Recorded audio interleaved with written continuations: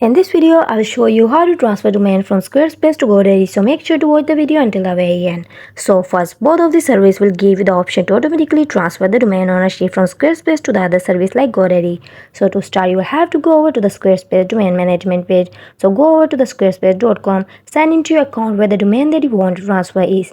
Click on your icon or name, then click on the domain. Once you go over to your Squarespace domain, you will be able to first list all the domain that you have and then click on a specific domain.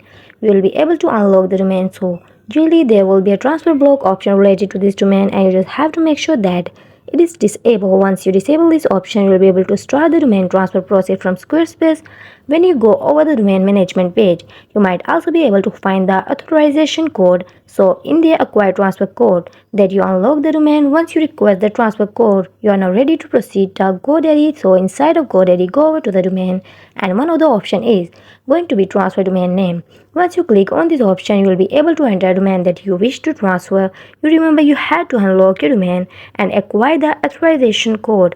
Input the domain here and GoDaddy is going to verify those two things. Sadly, I don't have a domain from Squarespace at the moment, but if you enter a domain that is available to be transferred and isn't already registered, you will be able to get those two things checked out.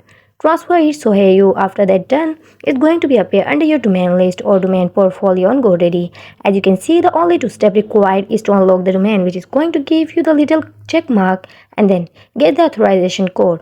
You will then have to purchase the domain on GoDaddy afterwards, and all the management of this specific domain will now be done through GoDaddy. And that's it.